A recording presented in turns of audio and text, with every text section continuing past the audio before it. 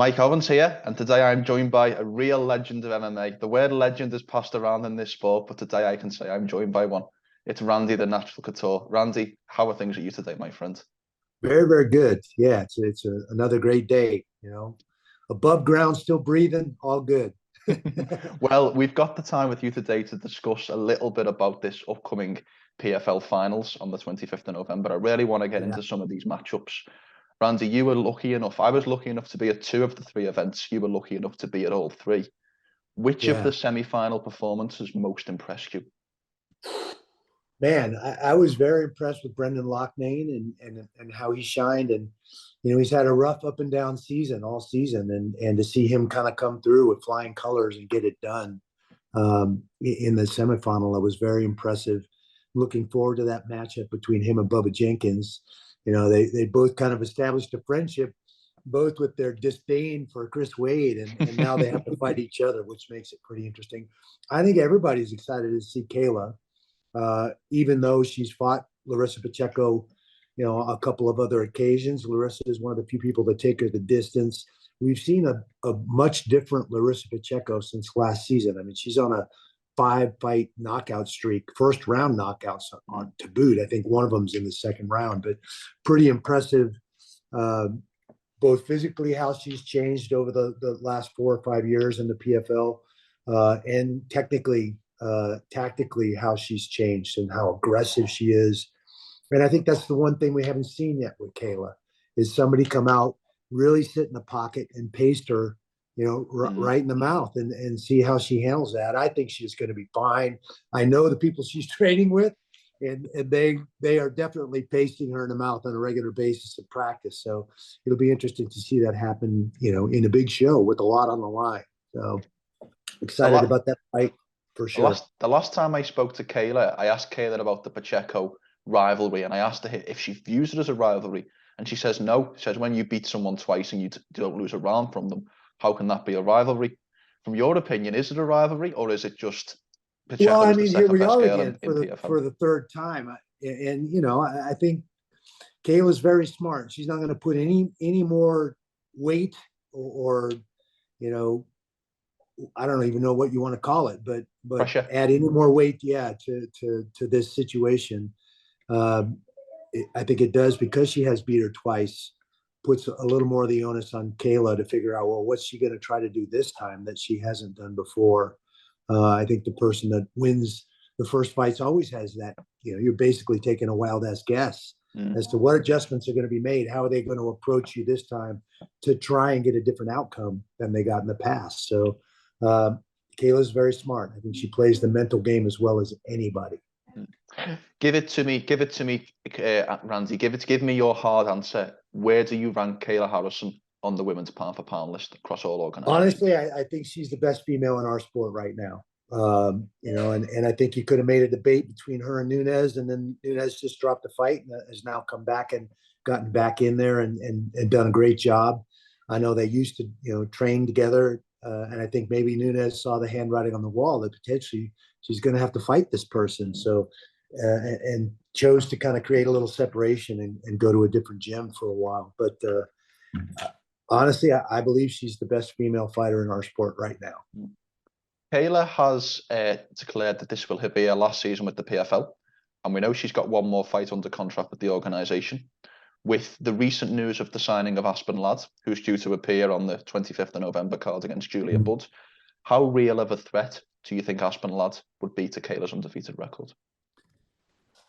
I want to see more of Aspen Ladd before I make an educated, guess on that question. I just haven't seen a lot of her yet, and I want to get to know her and see how she competes, kind of ferret out where her strengths and weaknesses might lie in her game. We all know what Kayla Harrison's going to do. She can whisper it to you, and she's still going to pull it off. She's going to go out there and take you down, and probably try to take one of your arms and go home with it. There's no secret there. So very excited that Aspen Ladd's jumped in. I think Julia Budd is going to be a good test for her. She's got a ton of experience. She's a formidable opponent for sure. I'll be anxious to see how she deals with Julia Budd and then make an evaluation. And I don't blame Kayla. I think, the depth in the women's divisions is getting better each and every year. We're getting more and more, we're seeing more and more athletes move into MMA and do very, very well in the female weight classes. So I think Kayla wants that challenge. She wants to be considered the number one pound for pound female in our sport, and she may have to go somewhere else and fight to prove that. So I understand where her head's at, but she's got one more big one staring her in the face here in a couple of weeks. 100%, 100%. The other man you mentioned, Brendan Loughnane, the fellow Englishman to me, is obviously fighting a fellow American for you in Bubba Jenkins. This is a fight that we've talked about for probably since both of them signed for the PFL and when they first debuted in the 2021 season. Does this almost feel like the people's main event on this final card, would you say? It definitely has that potential to steal the show. These guys on paper, you would say this is a classic matchup of the striker versus the grappler. But if you know either one of these guys, you know that's not true. Bubba Jenkins has showed much improved striking and willingness to get in there and trade. And, against Koji and some others, we've seen some of Brendan Loughnane's wrestling abilities too. He's had to rely on that significantly this season to get through it because of the injuries and the adversity that he's been facing this season. So that really adds some interesting highlights to this fight and who's going to win it, who's going to go out and impose their will and have their way. I hopefully, obviously like to see Bubba continue with the mindset that he's had and going out there and being a little more wide open, a little less conservative, not to the point of being reckless, but I think he has to open up if he's going to beat Brendan. And I think Brendan's got to dust off those wrestling abilities. I'm very impressed with Brendan because he saw that as a glaring weakness when he got beat last season. And he went out and found a bunch of these Dagestanis and one of them was the one that beat him and put himself on the mat and put himself in those situations with a bunch of cutthroat grapplers to improve that part of his game. And we saw that time and time again this season. He definitely has some wrestling ability. Chris Wade is notorious for being able to go out and take guys down and smother them and put them on their back. And he had a lot of trouble dealing with Brendan. So it's going to be interesting to see how Bubba deals with Brendan. When on the last PFL media call involving Bubba Jenkins and Brendan Loughnane, I asked both fighters, given their friendly relationship that they've got, but now they're matched up against each other, can things ever go back to the way they were? And what I'd like to know is from your experiences in fighting, when you fight someone who you consider a friend or someone who you consider to be on a good relationship with, can things ever go back to the way they were post-fight, or is there a change in the dynamic? Yes, they can. I think at the end of the day, it's all about ego. If somebody's going to go home that night with a little bit of a bruised ego and be a little bit pissed off, they lost a fight. But at the end of the day, the sun's still coming up. I'm sure they'll still have an affinity and appreciation for each other, made each other better, made each other do the work to go out there and face each other and try and solve the problem. So I don't think it's going to be an issue for Bubba Jenkins at all because he's a wrestler. We come with that mindset already. I had literally wrestled some of my best friends for the spot on the team. One of us is going home pissed off that they lost that match. So I don't think most of the wrestlers take any of that seriously or that personally, I guess is a better word or better way to say it. And Bubba certainly has that mindset. So, I think he's going to go out there and do everything he knows how to do to win. And if it doesn't go his way, I think he's still going to be friends with Brendan. And I don't expect anything different from Brendan either. They're professionals. This is what they do. One semi-finalist one finalist, I should say, in these 2022 seasons is Sadabusi, who I know is spending his training camp in Xtreme Couture in Las Vegas. I want to talk a little bit about Xtreme Couture, Randy, and one of the reasons why I want to talk about Xtreme Couture is I spoke to Eric Nicksick a couple of months ago, and I asked Eric about who he thought was his GOAT, his greatest of all-time fighter, and lo and behold, he said the name Randy Couture. What I would like to know is, I'd like to maybe turn the conversation from your perspective to Eric. How proud are you of how Eric has been able to build the gym, the stable he's been able to create, and the way he's been able to carry on your legacy? Yeah, very proud of all of those guys. Obviously when I retired from fighting in 2011 and stopped doing my training camps in there, the gym went through a little lull. A bunch of guys scattered to other gyms to find partners and all of that I think that's natural for every business. There's an ebb and flow, ups and downs. And, Dennis Davis, my son Ryan Couture, Eric Nicksick have done a great job of kind of rebuilding that fight culture and that fight family that we have at Xtreme Couture. And, obviously we miss Robert Paulus dearly. He was part of that as well. Tim Lane, another one that's been in there for a long, long time, that contributed to the atmosphere and the fight mentality and IQ of all those guys in there. Ray Seppo being in there from almost the time we started the gym, working with a lot of those guys with his world-class striking too, is a great mixture of personalities and technique and expertise to spread to all the rest of the guys and gals that come in there to train. I'm very proud of those guys, and Eric is certainly the guy leading that charge. He's very dynamic. He's got a great personality. He has a strong connection with all those athletes, and I think that makes a huge difference. One of the strongest relationships he has with any of his athletes, he told me personally, was Francis Ngannou, the now heavyweight champion in the UFC. Francis is obviously training out of your gym, and I know he's going through his own personal troubles or his personal complications, let's say, with the UFC at the moment. What advice would you give Francis in the position that he's in? And what would be your advice you would give to Francis? I think Francis needs to stick to his guns. He needs to continue to be true to himself and do what's best for him and his fight career. Don't let these promoters and promotions dictate those things to him. He brings a lot to the table. He's a very talented and exciting fighter, so he needs to stick to his guns and do what's best for him. I had a rub with these guys, both the old owners and the new owners in Zuffa when they bought it in 2001, for just those same things, fighter pay, not being given the straight skinny on what's going on and what these contracts hold and all of that. And so no surprise, we're seeing more and more folks like Francis, John Jones, others chirping. Everybody can say what they want about Jake Paul, but he's shining a light on the disparaging difference between pay in boxing and pay in MMA, and the lack of transparency in our sport, which is guaranteed to boxers by the Muhammad Ali Act and the federal legislation that was passed in 1996 to protect boxers from promoters.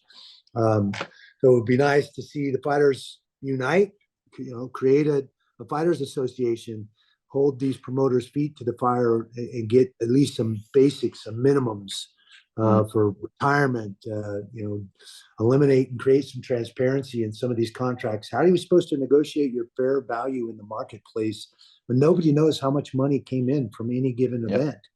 That's what the Ali Act did for boxing.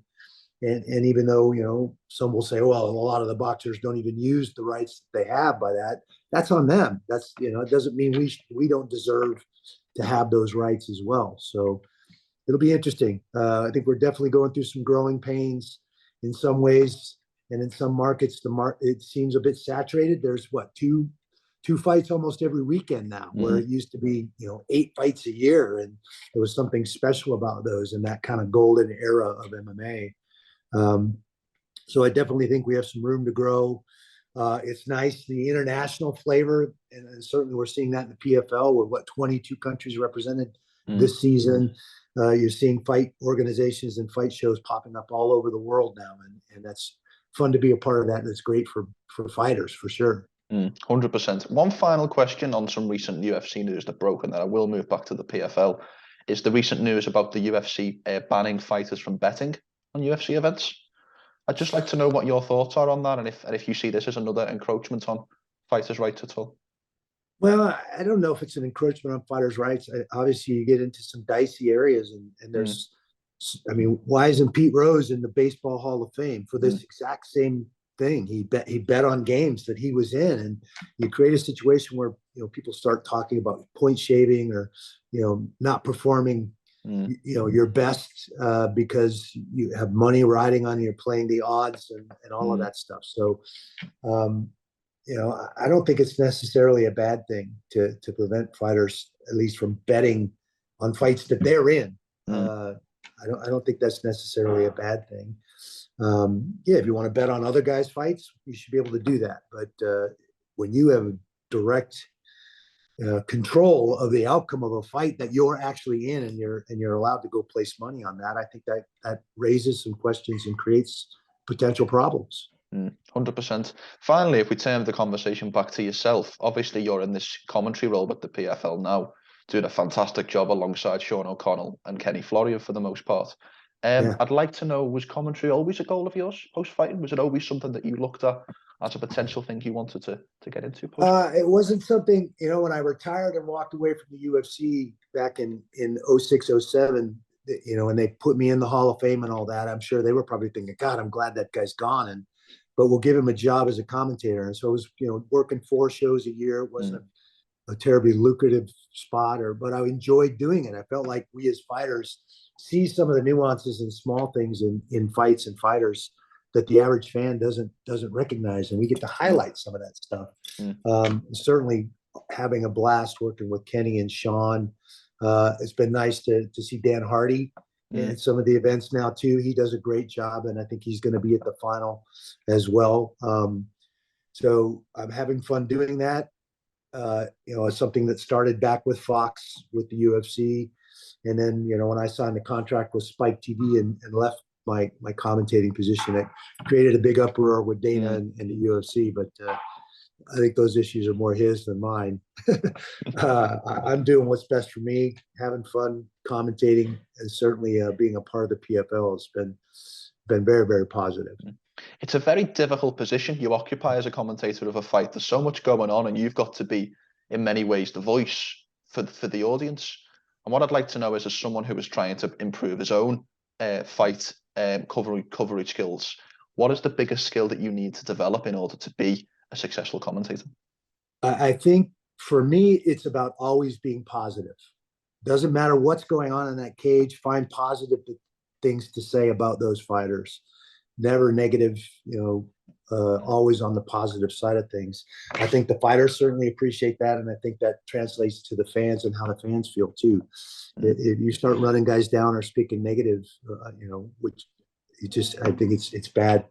Bad for you as a commentator, and bad for the sport, bad for the fighters you're talking about. So I think always just trying to find those little technical nuances and things that you recognize in guys, but always spin it in a positive way. Yeah, 100%. Well, I think that's the best place that we can end, is the tantalizing thought of Randy Couture being back on the mic at the PFL finals on the 25th of November. So Randy, thank you so much for your time. It was truly an honor to sit down and chat with you, and I wish you the best of luck in all your future endeavors. Thanks, man. I really appreciate you having me on, and looking forward to the finals. It's going to be a great night. Before we finish, Randy, if there's anything you'd like to say, sign off with sponsors or anything like that, the floor is yours for the last word. Oh, I appreciate that. Thank you. I hope everybody tunes in. This is our first pay-per-view on the 25th of November for the PFL finals. There's 7 amazing cards on that pay-per-view, and the undercard on ESPN Plus is going to be pretty awesome as well. So I hope everybody tunes in.